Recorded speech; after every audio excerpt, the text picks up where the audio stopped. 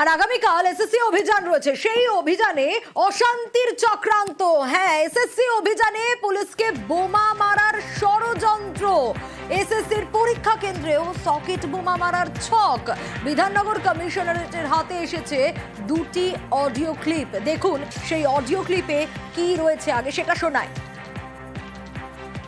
Police মারতে আসলেই ধরা সারাকে পাথর নিয়ে যাবো বড় বড়, সারা পুলিশ মারতে আসলে ওর মাথায় একটা গ্যাগ করে দিব, ওখানে নিয়ে চলবো। মার্শালাকে মারলে গোটা কলকাতা জ্বলবে, বুঝলে তো? যে এবং পুলিশ করবে গোটা কলকাতা জ্বলবে। হ্যাঁ, জ্বলবে না? কঠিন ভাবে আমি তো সালার আগে একবারে রক্ত পড়েছে আমার। যতই পুলিশ প্রোটেকশন রাখুক, যাই থাকুক, কঠিন না না করবো করবো। বই ঠিক বলেছে তুমি। যে সারা কাছে আসবি তাকে আগুন ছেড়ে দেবো, বলে যে সালা মারতে আসবি, যে সালা পেট্রোল বোতল ছুড়ে আগুন। হ্যাঁ, কেউ পালায় আর কেউ পেট্রোল 12 সালাকে সালাকে মানে বোতল ছুটতে হবে, হুমকি দিয়ে আসতে হবে, ভালো করে হুমকি দেবো। তোদের যে যে পরীক্ষা সেন্টারে পরীক্ষা হবে সব জায়গায় আগুন ধরিয়ে দেবো, সব জায়গায় আগুন ধরে দেবো, কোনো সেন্টারে পরীক্ষা নিতে দেবো না। সবাই যারা এইসব সকেট বোম টোমও নিতে হবে পরীক্ষা সেন্টারে, 2-1টা নিতে হবে নাকি? 2-1টা সকেট বোম মর হয় অফিসের স্কুলের মধ্যে নাকি? 2-1টা সকেট বোম মশলা দুমদাম করে হয়ে যাবে। আর এই অডিওতে কি রয়েছে শোনালাম আপনাদের। আগামীকাল চাকরিহারা শিক্ষকদের একাংশের এসএসসি অভিযান রয়েছে, কিন্তু কারাই হুমকি দিচ্ছে চলুন দেখা যাক। আরো বিস্তারিত জানাতে পারবে অমিত, রয়েছে আমার সঙ্গে। অমিতের কাছ থেকেই জানতে চাইবো, অমিত এই হুমকি কারা দিচ্ছে? কারণ এই ঘটনা সামনে আসার পর, এই অডিও ক্লিপ কমিশনারেটের কাছে আসার পর তারাও তৎপর, চিহ্নিত করা গেছে। এখনো পর্যন্ত দুজনকে ইতিমধ্যে চিহ্নিত করা গিয়েছে। অধিকার মঞ্চের সদস্য বলে এই দুজনের পরিচিতি এখনো পর্যন্ত পেয়েছে তদন্তকারী অফিসারেরা বা বিধাননগর কমিশনারেটের অফিসারেরা। বিধাননগর কমিশনারেটের তরফে প্রেস কনফারেন্স করে স্পষ্ট করে দেওয়া হয়েছে যে তাদের হাতে এই মুহূর্তে দুজনের টেলিফোনিক কনভারসেশন এসছে, যারা অধিকার মঞ্চের সদস্য, অর্থাৎ বিকাশ ভবনের উল্টো দিকে যারা দীর্ঘদিন ধরে তাদের চাকরির জন্য তারা আন্দোলন করছেন, সেই আন্দোলনের যে অধিকার মঞ্চ, সেই অধিকার মঞ্চের সদস্যদের মধ্যে দুজনের এই কনভারসেশন। সদস্যদের একাংশ আগামীকাল যে তাদের যে কর্মসূচি রয়েছে, তারা এসএসসি দপ্তর অভিযানের একটি ডাক দিয়েছিলেন, যার পুলিশি অনুমতি দেওয়া হয়নি, কারণ কলকাতা হাইকোর্টের সুনির্দিষ্ট যে নির্দেশ রয়েছে যে একটি জায়গাতে বসেই শান্তিপূর্ণ অবস্থান করতে হবে। সেক্ষেত্রে বিকাশ ভবনের উল্টো দিকে অর্থাৎ সেন্ট্রাল পার্কের গেটের কাছে তাদের জন্য সুনির্দিষ্ট ব্যবস্থা করে দেওয়া হয়েছে বিধাননগর পুলিশ কমিশনারের তরফে। তার বাইরে গিয়ে তারা আন্দোলন করতে চেয়েছিলেন, তার অনুমতি দেওয়া হয়নি। এই যে অনুমতি দেওয়া হয়নি, তার মাঝে এই বিষয়টা যখন চলছে, তারই মাঝে একটি টেলিফোনিক কনভারসেশন হাতে এসছে। তাতে দেখা যাচ্ছে যে এই অধিকার মঞ্চে দুজন সদস্য আগামীকালে কর্মসূচিকে হিংসাত্মক করার পরিকল্পনা এবং ষড়যন্ত্র করছে। কি ধরনের হিংসাত্মক পরিকল্পনা এবং ষড়যন্ত্র? অডিও ক্লিপে স্পষ্ট শোনা যাচ্ছে দুজনের কনভারসেশন। তাতে তারা বলছেন যে পুলিশকে মারতে হবে, সরকারি কর্মী যারা অফিসে যাবেন তাদেরকে মারতে হবে। কিভাবে মারতে হবে তা সেই বিষয়টি স্পষ্ট হচ্ছে। সেখানে বলা হচ্ছে যে পেট্রোল সঙ্গে নিয়ে আসতে হবে, পেট্রোল বোমা সঙ্গে রাখতে হবে, প্রচুর পরিমাণে ইট পাথর মজুত রাখতে হবে, যাতে সেই ইট পাথর ছুঁড়ে আঘাত করা যায় পুলিশকে লক্ষ্য করে। পেট্রোল এবং পেট্রোল বোমা ছুটতে হবে পুলিশের দিকে, তারপরে আগুন জ্বালিয়ে দিতে হবে, লাইটার বা কিছু দিয়ে আগুন জ্বালিয়ে দিতে হবে পুলিশকে লক্ষ্য করে ছোড়ার পর।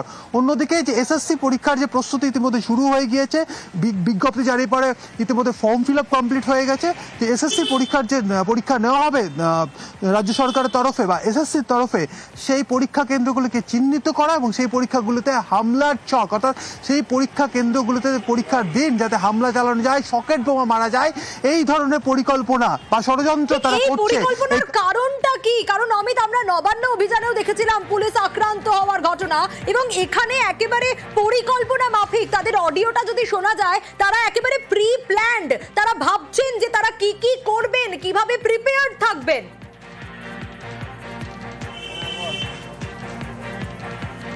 একেবারেই দেখো, তোমাকে জানিয়ে রাখবো যে এর আগেও আমরা দেখেছিলাম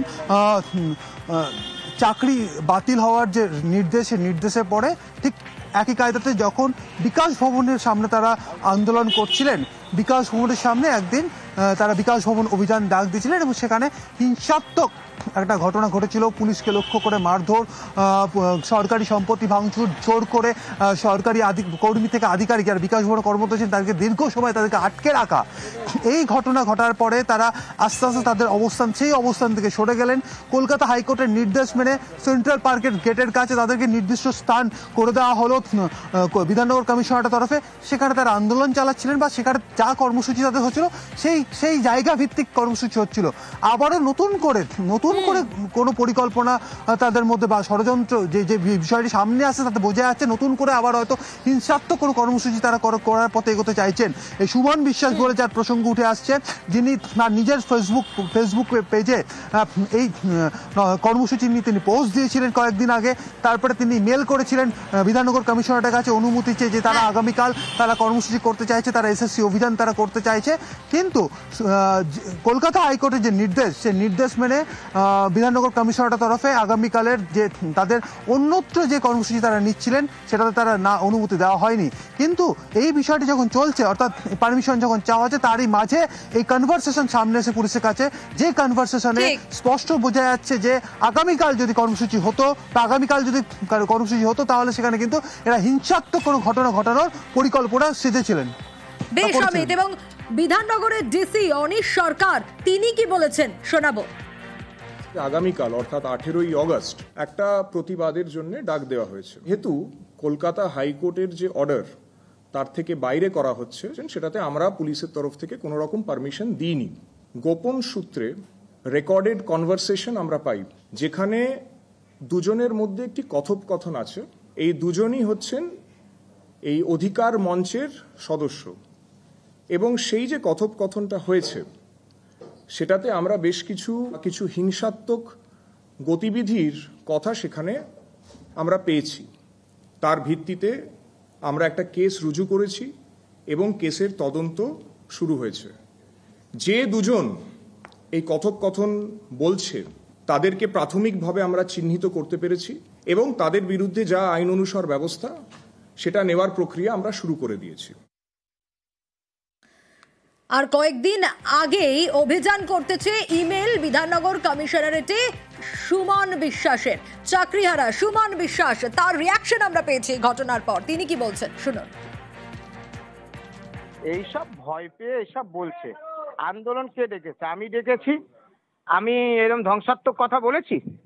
প্রমাণ আছে? প্রমাণ দিতে পারবে? এইসব বাজে বাজে কথা। আর যদি প্রমাণ থাকে, যারা বলেছে তাদের বিরুদ্ধে পুলিশ আইন মেনে কেন ব্যবস্থা নিচ্ছে না? এই অনিশ কুমারকে আমি চিনি, যার কথা বলছেন তিনি বিধাননগরের সিপি। আমরা ওই বিকাশ ভবনে আন্দোলনে তাকে দেখেছি, ব্যক্তিগতভাবে সম্মান করি, কিন্তু একটা আন্দোলনকে ভাঙার জন্য তার এই প্রয়াস। আমি এই আন্দোলনকারী মঞ্চের আহ্বায়ক হিসেবে আমি চিঠি দিয়ে রেখেছি বিধাননগর ইস্ট, বিধাননগর নর্থ এবং বিধাননগর সিপি মহোদয়কে। সুতরাং তারা কেন বলছেন, কারা বলছেন, কি বলছেন আমার জানার দরকার নাই। আগামীকালের আন্দোলন হবে, পুলিশ প্রশাসন সহযোগিতা করবে, আশা করি, না করলেও হবে।